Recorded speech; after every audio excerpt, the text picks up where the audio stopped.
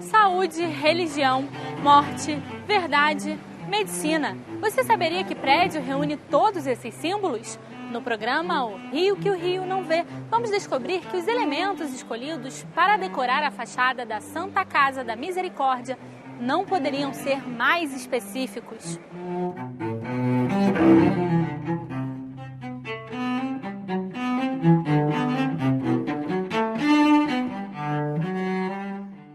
Quem vai nos ajudar a desvendar toda a história que o frontão da Santa Casa da Misericórdia tem para nos contar é o pesquisador e fotógrafo Luiz Eugênio Teixeira Leite. Tudo bem, Luiz? Tudo bem, Natália? Queria que você começasse contando para o nosso telespectador o que é o conceito de arquitetura falante e qual é o objetivo desse nosso programa. Bom, a arquitetura falante é um conceito lá dos idos do final do século XVIII e que fala mais ou menos, né, a simples observação de uma fachada, o espectador, né, o transeunte, poderia ter uma noção do que aquele prédio se presta ou representa, né? Então, ao longo do programa, nós já fizemos vários programas, então a gente pode perceber que ao longo do Rio que o Rio não vê, a gente tem visto, né, prédios, né, que simbolizam determinadas ideias que eles abrigam. A Biblioteca Nacional, com vários símbolos alusivos à bibliografia, à imprensa e tudo mais. O Teatro Municipal com o canto, com a dança. O Palácio Tiradentes com as leis, né, com a ordem. Então isso é arquitetura falante. A simples observação do prédio, ele já mais ou menos dá uma dica do que ele representa. Aqui na Santa Casa da Misericórdia, os símbolos escolhidos para representar o que esse prédio quer dizer são muito específicos, né? São bastante específicos, mais uma vez. E o que eles contam pra gente se a gente for olhar lá o frontão principal da Santa Casa da Misericórdia? Esse frontão aqui é de 1865, foi feito por um arquiteto chamado José Maria Jacinto Rebelo. A feição neoclássica, naturalmente, né? Ele, como o anterior, era aluno do Grand Jean de Montigny, então nós temos um prédio bem neoclássico carioca, né? Um dos mais neoclássicos. E esse frontão tem várias vezes símbolos alusivos à saúde, à religião, à medicina, como você falou, né? Então nós vamos ver ali a Virgem da Misericórdia, nós vamos ver báculos de religiosos, símbolos da paixão de Cristo, né? Ao mesmo tempo nós vamos ver coisas alusivas à medicina, né? A própria cobra, que é uma alusão à medicina, o espelho, e por aí vai, né? Tem muita coisa ali em cima. Luiz, o que esse frontão principal, esse medalhão redondo lá no alto do prédio nos conta? Todo o frontão foi decorado por um italiano chamado Luigi Giudice em 1868. Em pedra de Lioz portuguesa, né, que veio toda de Portugal, supervisionada por ele. Mas nesse medalhão central, né, esse que a gente vai ver que é redondo, nós temos a personagem principal do prédio, que dá nome, né, que é a Santa Casa da Misericórdia, que é a Virgem da Misericórdia. Vocês vão poder perceber que ela está de braços abertos, né, carregando um manto. Esse manto é muito simbólico, né, foi muito, inclusive, empregado pelos Irmãos da Misericórdia aqui mesmo no Rio de Janeiro, né, que era um manto, né, que tinha a função simbólica de proteger o desabrigado, o desprotegido, né? Então esse manto, ele era mais ou menos assim, atirado em cima do desprotegido, como um símbolo de que agora eu vou te acolher, né? Então a Virgem da Misericórdia é essa Virgem Santa que acolhe a todos, né? Além dessa figura central, que é a Virgem da Misericórdia, nós temos outras duas figuras alegóricas femininas, né? De um lado, à direita, né, de quem está observando a peça, nós vamos ver uma mãe que está prestes a abandonar a criança, está assim como que num gesto de uma despedida da criança, né? É bom que se lembre que aqui era a roda dos expostos, as mães vinham e deixavam as crianças numa estrutura e depois viravam essa estrutura e a criança passava por lá de dentro. Então a mãe mais ou menos que abandonava, mas sabia que ele ia ser bem acolhida. Do outro lado da peça, à esquerda do observador, nós vemos quem? Justamente o oposto disso, né? Que é uma mãe com uma criança assim, né, amparada no colo, e ela assim é bem alegórica, né? Ela representa a caridade.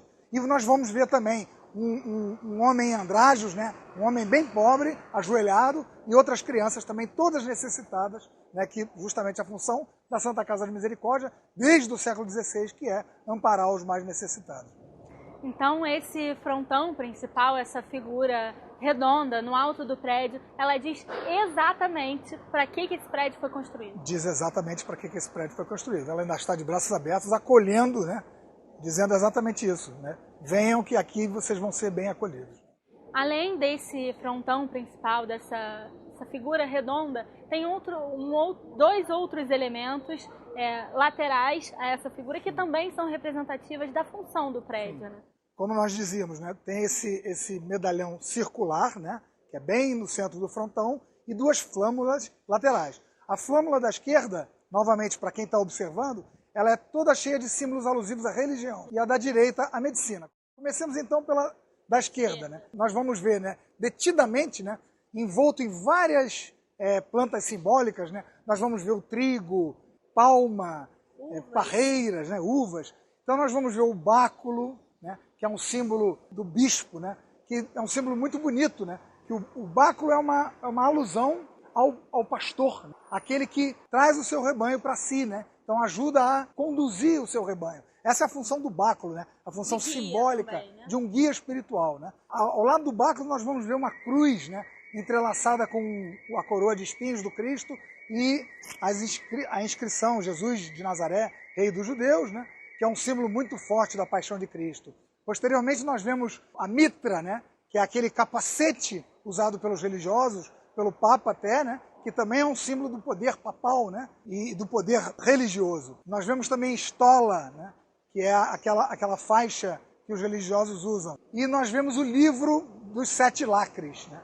Tudo isso está ali nessa primeira flâmula da Santa Casa de Misericórdia, alusiva à ideia de religião. E do outro lado, à direita de quem passa pelo prédio, nós temos os símbolos referentes à medicina. Essa eu até me permito dizer que eu acho um pouquinho mais interessante, né?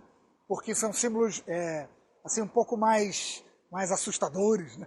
Então nós vemos um livro da medicina no qual foi colocado uma caveira, né?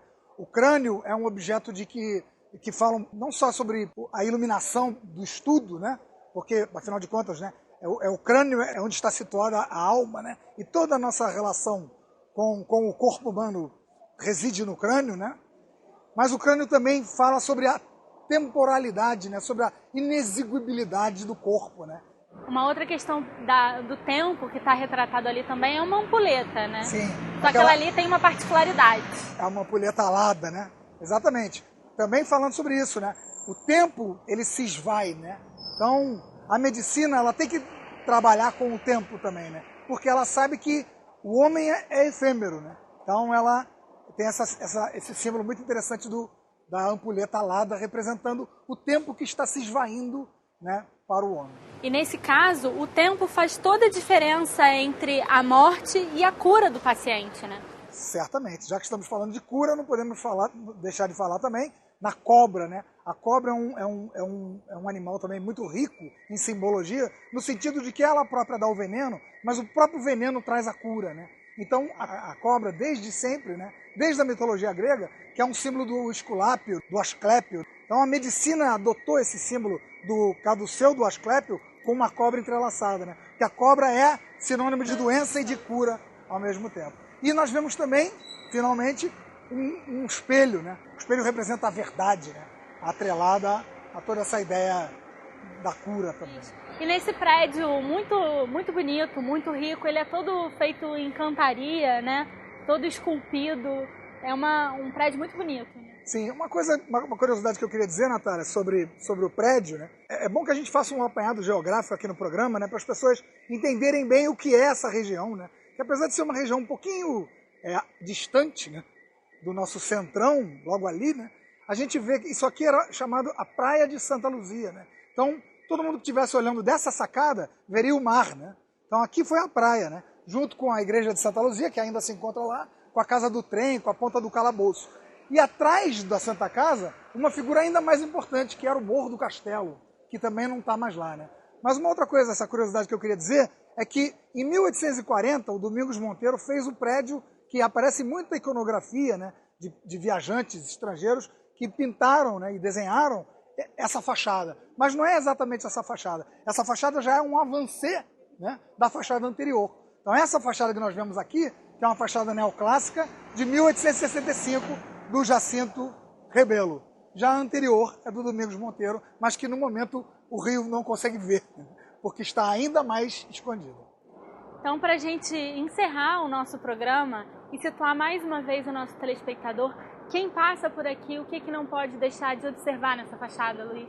Não pode deixar, né, as feições neoclássicas, e principalmente nessas feições neoclássicas, o lindo frontão com o lindo baixo-relevo do Luigi Giudice, lotado de simbologia alusiva à construção. Luiz, queria agradecer mais uma vez a sua participação nesse programa e tudo que a gente aprende sobre arquitetura e iconografia. Eu que agradeço. E se você quiser rever esse programa, é só acessar o nosso site, www.tvalerj.tv. TV Alerj, o canal do povo fluminense. Até a próxima!